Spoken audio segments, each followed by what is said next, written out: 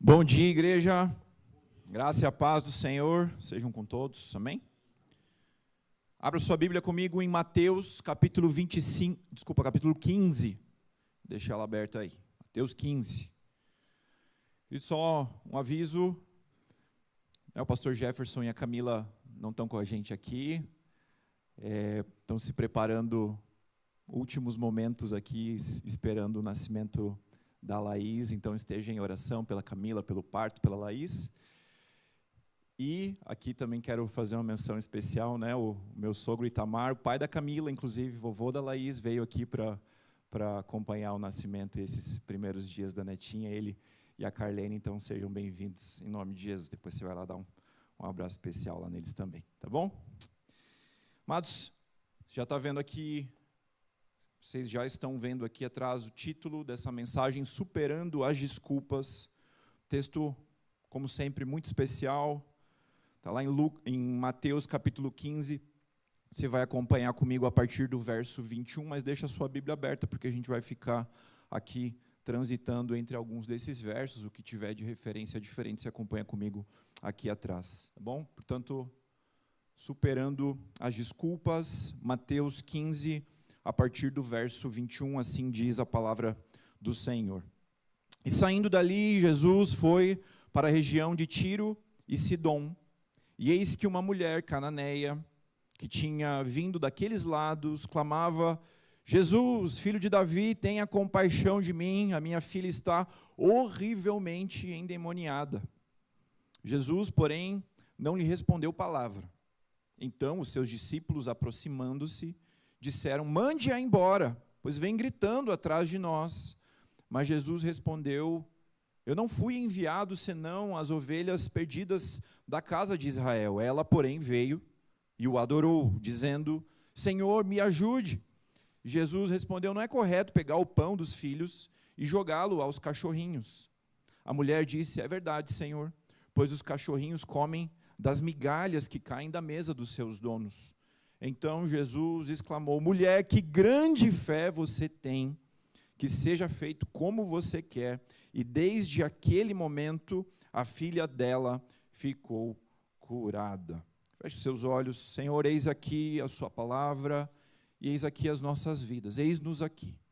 Que essa palavra encontre lugar nos nossos corações, que o teu Espírito ilumine as nossas mentes, e que o Senhor extraia dela aquilo que cada um de nós precisamos de forma personalizada. Fale conosco nessa manhã, em nome de Jesus. Amém. Amém, amados? Você vai concordar que não é um dos textos mais fáceis da gente ler. Não é verdade? Dá um incômodozinho, às vezes, quando a gente está lendo, né? Um daqueles textos que você pensa: Senhor, você podia ter tirado essa parte aqui, ficaria mais fácil para a gente. Numa primeira impressão, pode ser essa a sua reação, como já foi a minha reação em alguns momentos. Mas, primeira coisa, há um final feliz aqui, amém? Há um final a ser celebrado, há uma vitória de Cristo, há uma vitória do Senhor sobre a vida daquela mulher. Então, o nosso foco vai estar nisso, vai estar nesse desfecho, nessa obra que você já sabe como terminou. Então, há um final feliz e há aqui, amados, uma lição de fé.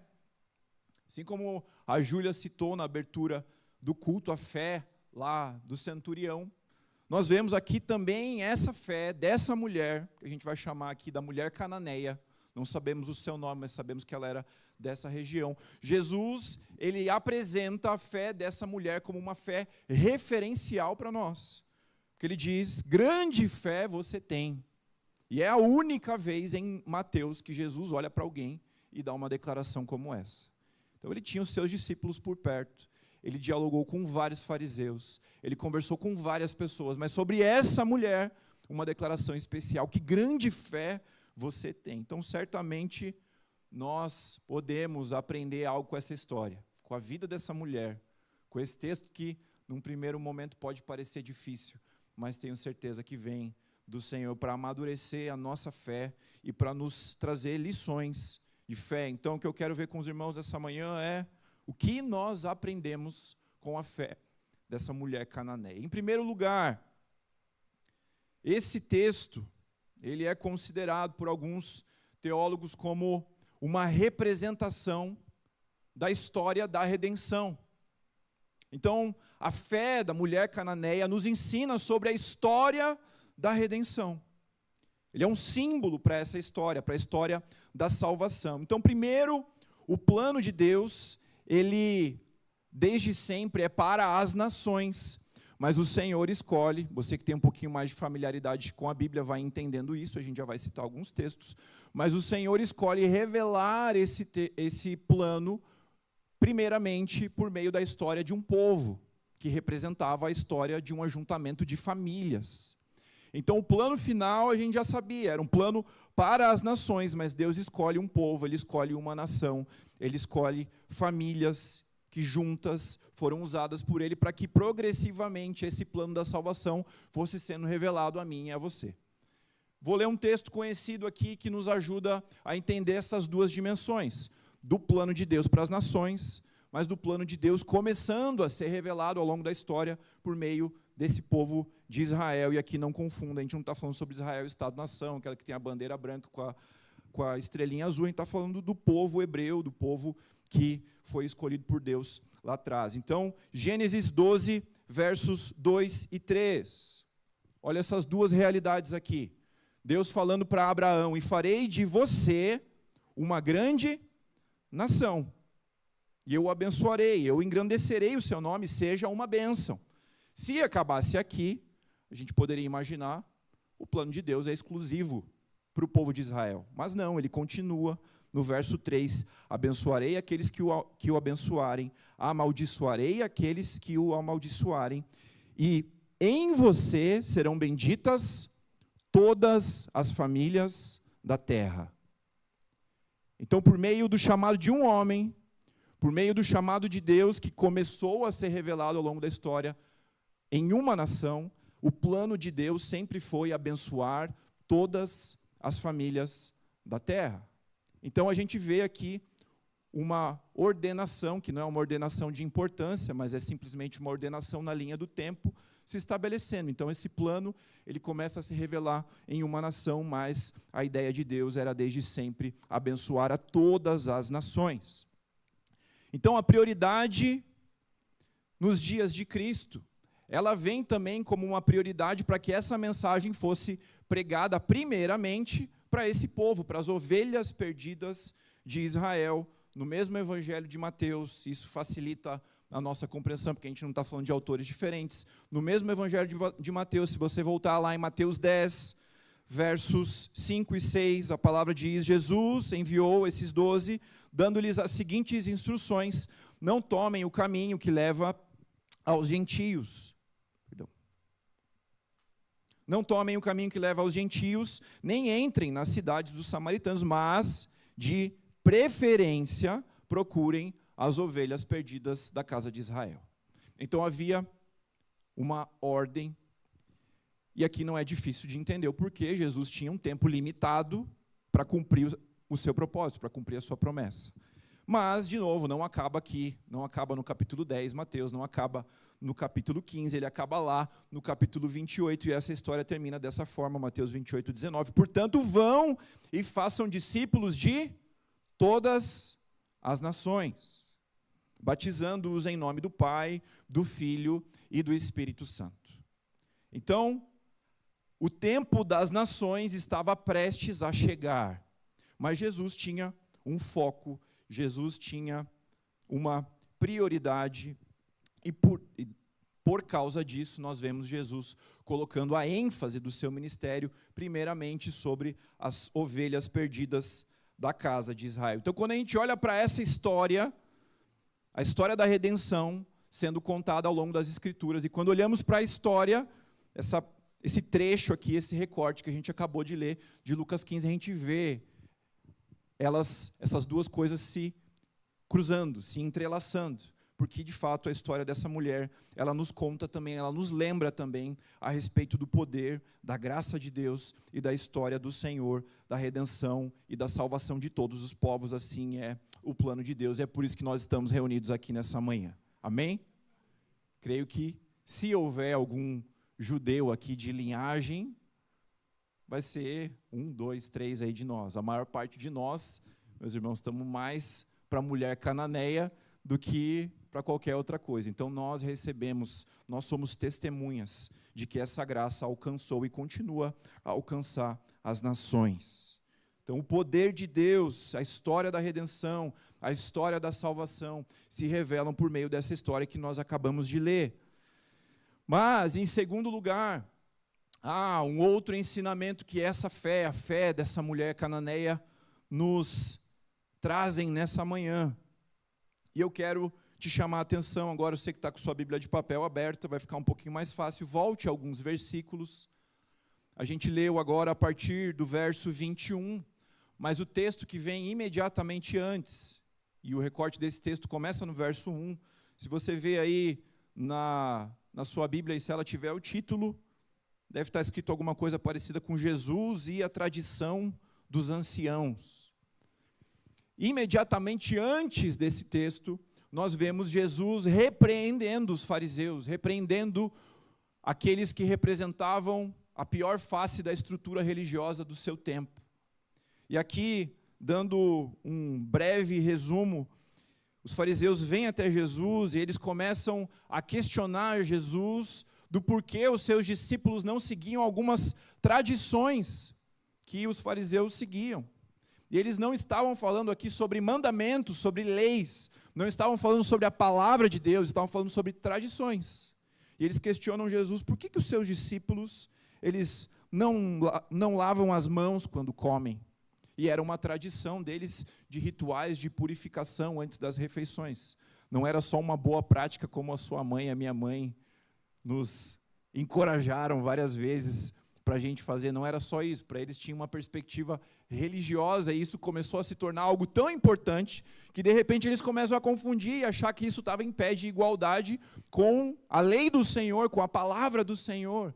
Então eles chegam até Jesus questionando do porquê ele não havia, os seus discípulos não seguiam as tradições, e aí vem uma palavra dura de Jesus contra eles. Quem acha que Jesus concordava com todo mundo, que Jesus só tinha palavras doces? Meu amado, aqui, Jesus, ele traz aqui, de cara, sem massagem, porque também vocês transgridem o mandamento de Deus por causa da tradição de vocês. Então ele expõe a hipocrisia deles já de largada. Ele fala sobre outra questão, que também a tradição deles estava se tornando superior à palavra. Ele diz que Deus disse: honre o seu pai e a sua mãe, e quem maldisser o seu pai e sua mãe seja punido de morte. Vocês, porém, dizem.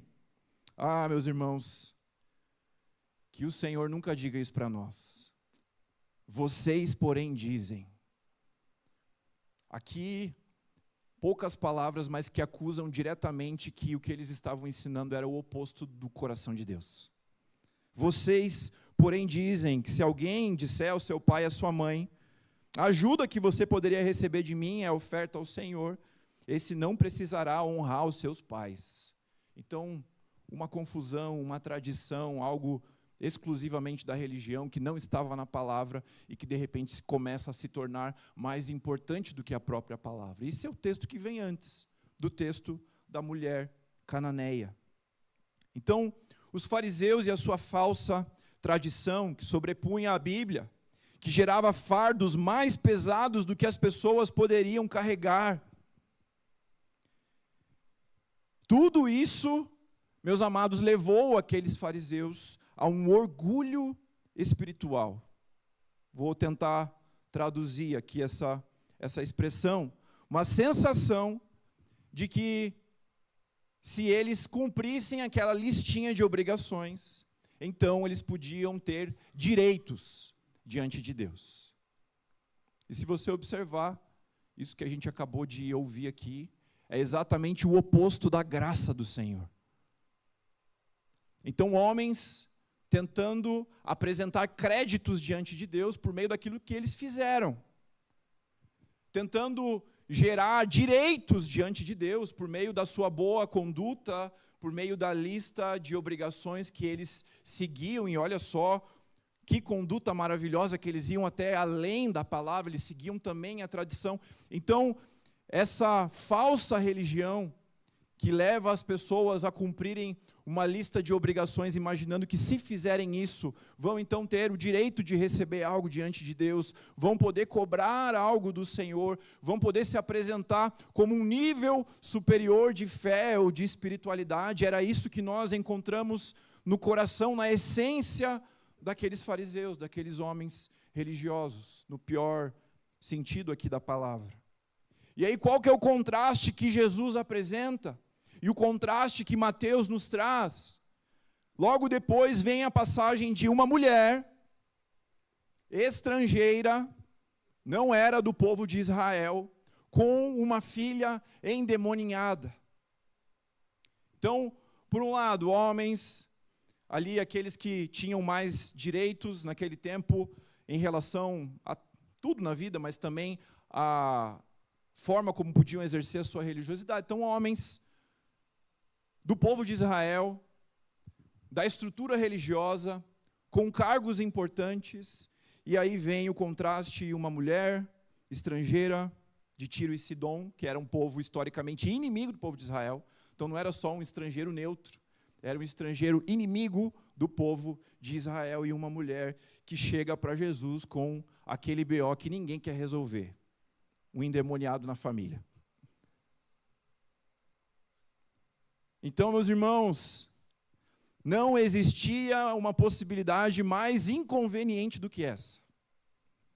E é a partir desse contraste escandaloso que a palavra de Deus começa a nos revelar nesse texto, mais uma vez, o poder da graça do Senhor. Os próprios discípulos de Cristo quase caíram no mesmo engano que os fariseus, porque lá no verso 23 eles disseram: se você ficou meio chateado com Jesus pelo que ele falou para aquela mulher, os discípulos, eles foram pior, porque eles disseram: Jesus, manda ela embora.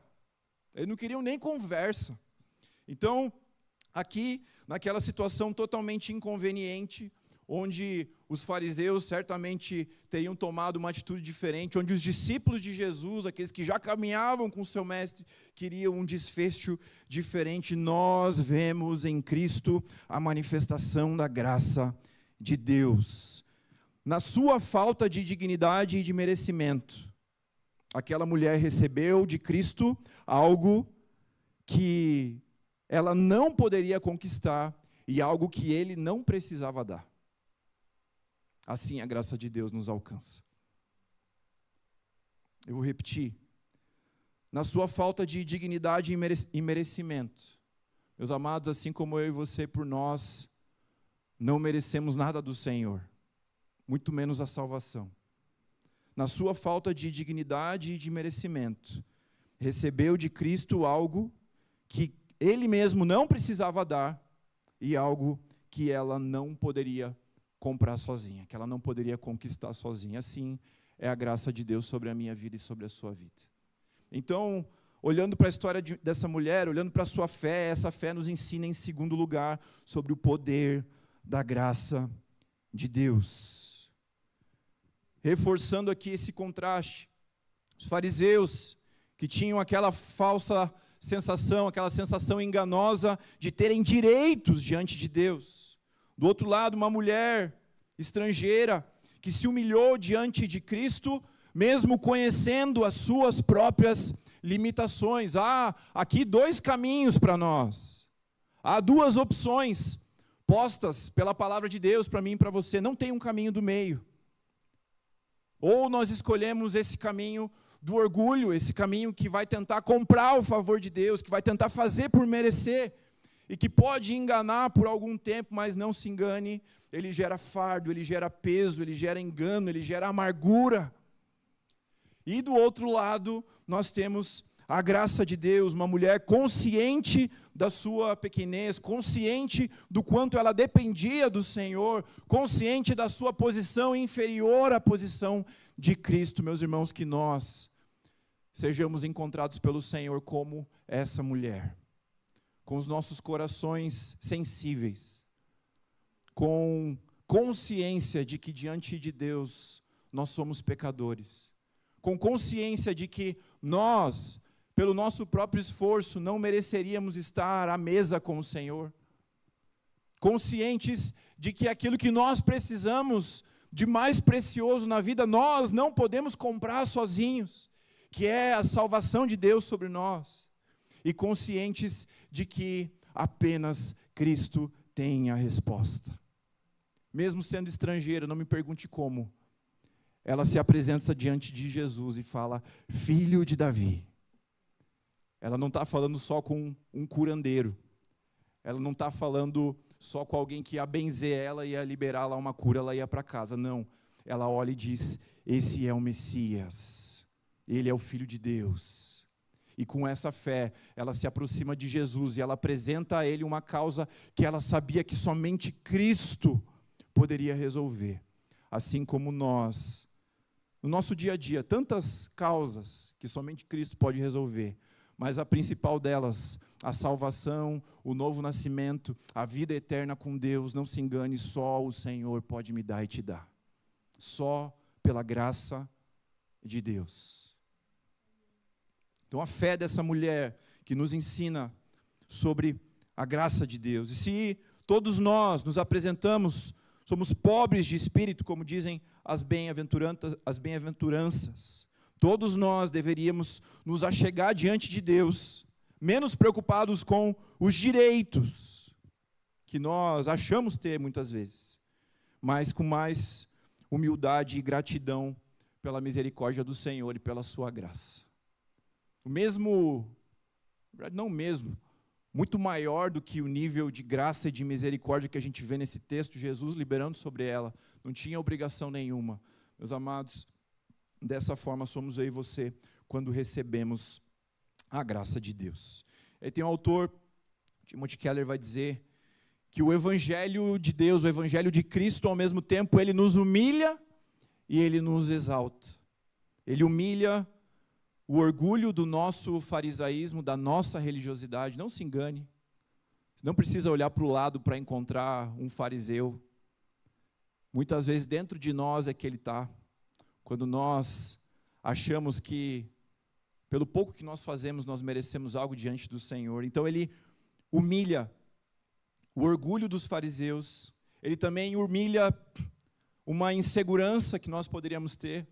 Assim como aquela mulher poderia estar insegura diante do Senhor, mas usando aqui esse exagero, ele humilha a insegurança dos oprimidos, porém ele nos dá a dignidade. Em Cristo nós temos lugar à mesa para um novo começo.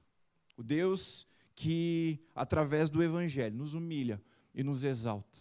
Humilha o orgulho e a insegurança e nos exalta para um novo começo e para uma nova história em Cristo. Então, essa fé que nos ensina sobre o poder e sobre a graça de Deus. E em último lugar, e aqui talvez o ponto um pouquinho mais longo desses três, é uma fé que vence as desculpas. Uma fé que vence todos os apoios que ela poderia ter e que seriam plenamente compreensíveis, mas ela vence tudo isso e ela, diante do Senhor, ela conquista também essa vitória que ela esperava, aquele milagre sobrenatural que ela esperava. Então vamos pela ordem aqui, uma fé que vence as desculpas. Quero chamar a atenção aqui primeiro, essa mulher, ela identifica de forma precisa, que sendo bem pastoral na aplicação, ela identifica de forma precisa, de forma sensível a origem do problema.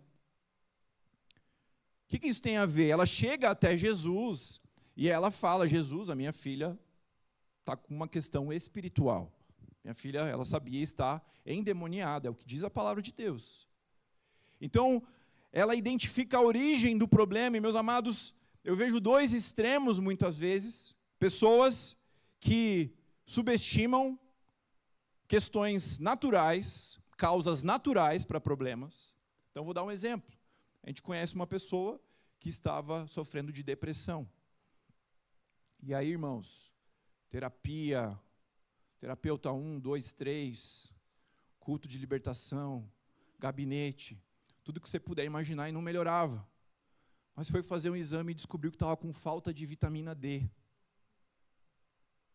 Uma causa natural. para um problema que deveria ser resolvido.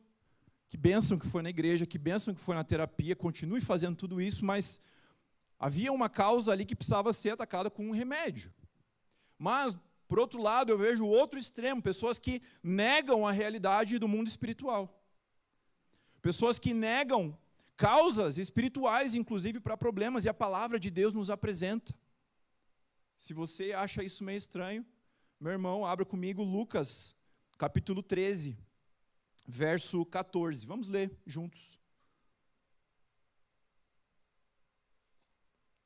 Lucas 13.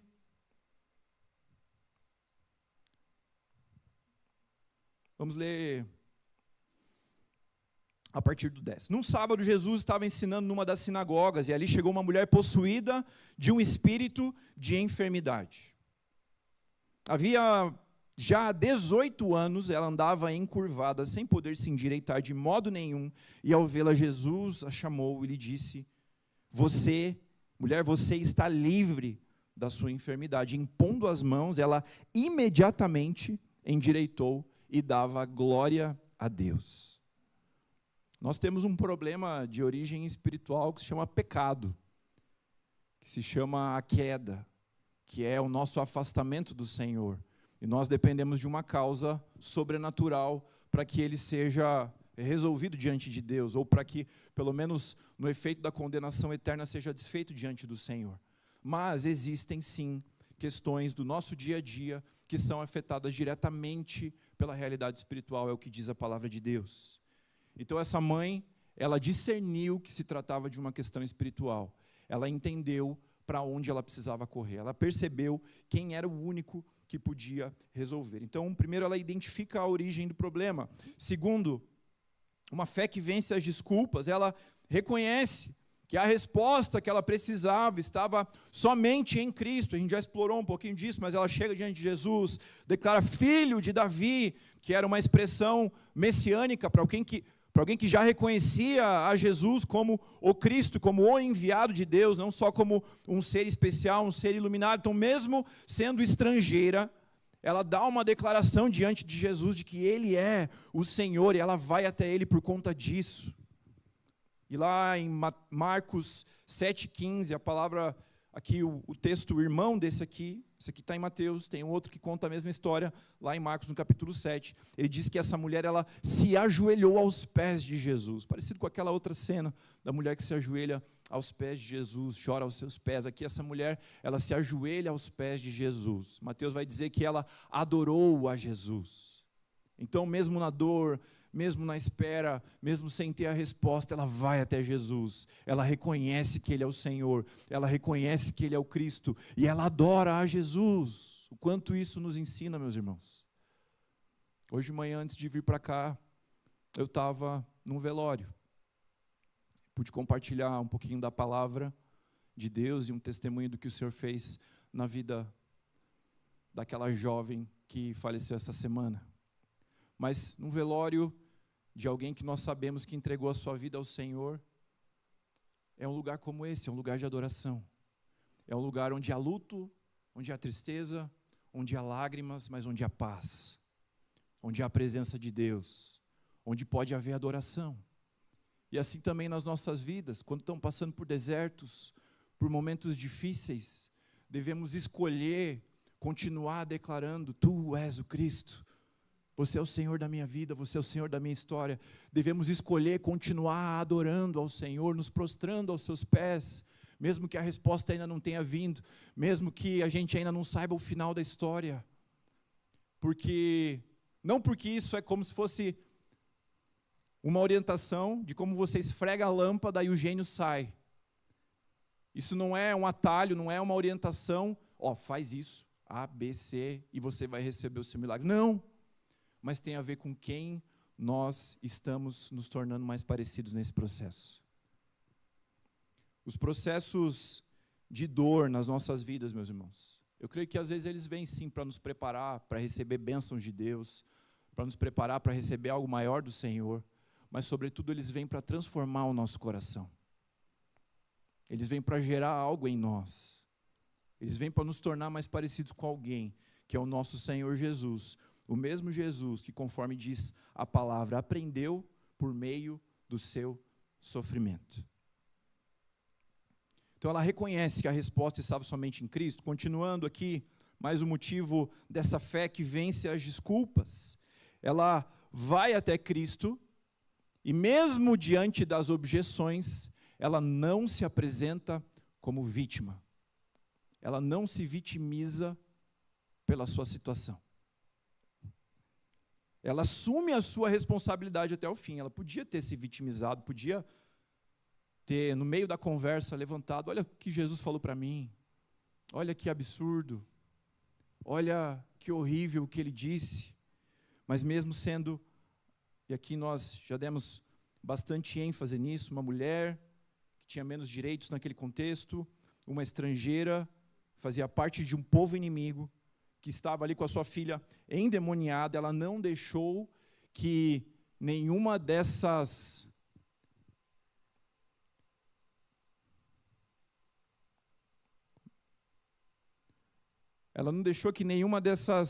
características, que nenhuma dessas marcas determinassem a sua história. Então ela olha para trás e ela era tudo aquilo, mas ela não permitiu que aquilo determinasse a sua postura diante de Jesus. E ela não permitiu que aquilo determinasse ou que aquilo diminuísse a sua postura de fé diante do Senhor. Então muitas vezes você vai olhar para a sua história e tem problema sim, tem situações das quais você foi vítima, tem situações das quais você foi injustiçado. E eu creio que o Senhor, Ele quer curar cada uma delas, cada uma dessas feridas, amém? Mas nós temos uma escolha diante de Deus. Se tudo isso vai determinar quem nós somos, se todas essas marcas vão determinar a nossa história, ou se nós vamos, apesar disso tudo, decidir algo diferente, decidir ir até Jesus, decidir colocar a nossa fé e a nossa esperança em Cristo. Então essa mulher, ela não se conformou com tudo aquilo que existia no seu passado, na sua história. Ela não se conformou com essas taxas, com a forma como ela era taxada, com a forma como ela era conhecida, mas ela decidiu perseverar até o fim no seu propósito diante de Jesus. Como isso nos ensina, irmãos? Porque a coisa mais fácil é quando você tem um bom motivo, é parar no meio do caminho e ficar se lamentando. É ou não é? A coisa mais fácil, quando a gente sofre uma injustiça, é parar no meio do caminho e ficar se lamentando. Mas ela decidiu olhar para Jesus, persistiu, não se vitimizou, seguindo adiante. Mais uma característica aqui dessa fé que vence as desculpas. Ela perseverou mesmo diante dos obstáculos momentâneos.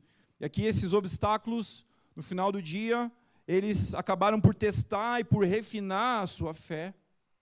Nós vemos no final da história não só a bênção recebida, mas uma fé refinada, um coração transformado.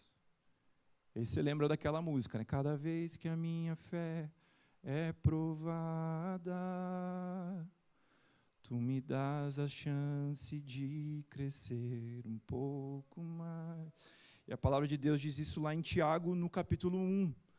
A provação da nossa fé produz perseverança.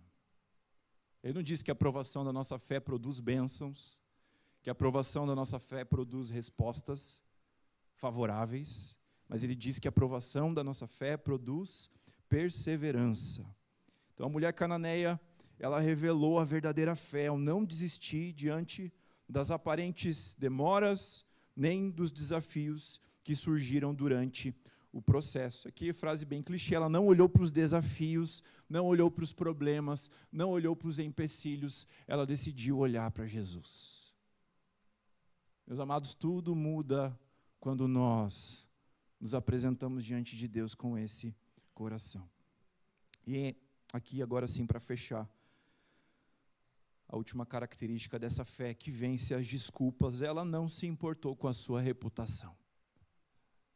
Ela se humilhou diante de Jesus, ela persistiu. Aqui entre nós, ela deve ter sido bem chata, porque os discípulos falaram: Jesus, manda ela embora, por favor. Pensa em alguém inconveniente aos olhos humanos. Mas ela não se preocupou com a sua reputação, porque ela sabia que estava diante dela não um curandeiro, não um bom mestre apenas, mas estava diante dela o Cristo, o Messias, o Filho de Davi. Ele é digno de que, quando necessário, a gente deixe a nossa reputação de lado. Ele é digno para que, quando necessário, a gente seja inconveniente por amor a Ele, inconveniente até Ele, insistentes na presença do Senhor, entendendo que ali nós somos transformados, e entendendo que ali, se for assim a vontade de Deus, Ele libera também as respostas e as bênçãos sobre nós. Amém? Você pode ficar em pé? Então esse texto, essa mulher, essa fé, eles nos falam sobre a história da redenção. Eles nos falam e nos mostram sobre o poder da graça de Deus. E eles nos apresentam também uma fé que vence as desculpas. Feche seus olhos, nós vamos orar aí do seu lugar mesmo. Eu quero orar com você em primeiro, que reconhece nessa manhã que precisa dessa graça de Deus. Não só dessa graça que renova o seu fôlego de vida, não só dessa graça que te abençoa, mas dessa graça que salva. Você entendeu que você é essa mulher. Você é como ela, você é aquele que não merecia estar à mesa, você é aquele que tinha tudo para não estar ali, você é aquele que não tinha créditos para apresentar diante de Deus, que não conseguiria comprar a sua salvação, mas você olha para a cruz, você olha para Jesus e você reconhece: Ele fez por mim, é a graça de Deus. E essa graça que vem primeiro com uma convicção de pecados, eu preciso me arrepender, eu preciso pedir perdão por aquilo que eu fiz, mas essa graça que vem também com uma boa notícia, um novo começo, uma nova história, algo novo começando na nossa vida a partir do momento em que a graça, em que a cruz de Cristo nos encontra. Então, mesmo com os olhos fechados aí do seu lugar, se você quer orar por isso nessa manhã, dizer: Senhor, eu me arrependo dos meus pecados, Senhor, eu sou como aquela mulher, Senhor, eu preciso receber essa graça para a salvação.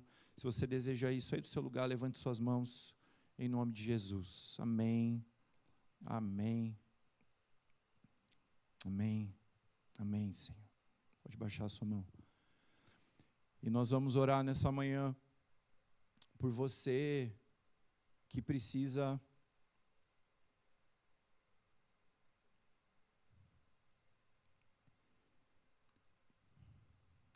desse renovo de fé.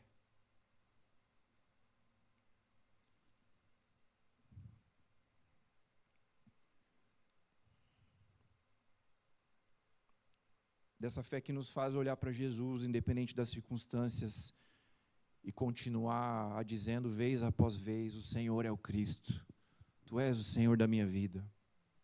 Essa fé que nos leva a continuar decidindo adorar Jesus, mesmo quando as respostas ainda não vieram. Essa fé que nos faz deixar de lado as máscaras de vítimas, nos faz olhar para a nossa história, clamar: Jesus, cura a minha história, mas isso não vai determinar quem eu sou, porque o Senhor me deu uma nova identidade. Essa fé que nos faz perseverar apesar dos obstáculos, das dificuldades momentâneas. Você que precisa dessa renovação de fé na sua vida. Quero convidar aí do seu lugar, se você puder, se ajoelhe agora. Nós vamos orar juntos. Algo específico que o Senhor tenha falado com você nessa manhã. Alguma situação específica que você reconheceu. Você quer orar: Senhor, me reveste com essa fé poderosa. Senhor, eu decido te adorar no meio da espera ou da dor. Senhor, eu decido renovar os meus votos de que o Senhor é aquele que governa a minha vida. Senhor, eu decido nessa manhã perseverar apesar da demora aparente ou da dor. Você que deseja isso, se ajoelhe aí no seu lugar e vamos juntos clamar ao Senhor em nome de Jesus. Pai, nós te agradecemos porque essa É uma manhã de salvação e só o Senhor pode fazer isso, Deus. A gente vem aqui, o pessoal chega mais cedo, ensaia, tem alguém que vem e limpa, vários voluntários, a gente organiza tudo, mas só o Senhor pode trazer um filho de volta para casa. Só o Senhor pode fazer. E por isso nós rendemos glórias ao Teu nome, Senhor. Que o Teu nome seja exaltado nessa manhã. Que o Teu nome seja lembrado nessa manhã. Que o Teu nome seja levantado nessa manhã sobre cada um daqueles que ergueram suas mãos para a salvação, para se arrepender dos seus pecados, para pedir perdão ao Senhor, mas para receber de volta essa graça e essa vida eterna que vem por meio da morte e ressurreição de Cristo. Obrigado por essa obra, nós entregamos toda a glória ao Senhor. Senhor, em nome de Jesus, oramos por aqueles que se prostram diante de Ti e clamam: Pai, reveste a minha vida com essa fé poderosa, Pai. Reveste a minha vida com essa fé que vence as desculpas. Reveste a minha vida com essa fé que em todas as circunstâncias continua fiel, firme no Senhor. Essa fé que não depende das respostas, mas que entende que no meio do processo nós estamos sendo transformados à imagem de Cristo. Senhor, renova a fé dos meus irmãos, renova a nossa fé em nome de Jesus, para que haja perseverança, mesmo causas diante de Ti, talvez de meses, de anos, Pai, nós nos apegamos a Cristo com esperança em nome de Jesus, sabendo que o Senhor é digno, sabendo que o Senhor é poderoso e sabendo que em Ti nós temos resposta, mas principalmente nós temos a presença gloriosa que sustenta as nossas vidas, Pai. Que seja assim, reveste a cada um dos Teus filhos que se prostram aqui nessa manhã, em nome de Jesus, Pai, e que nós possamos, todos nós, Pai, no meio desses desafios, olhar nos olhos do Senhor e dizer: Tu és o Filho de Davi.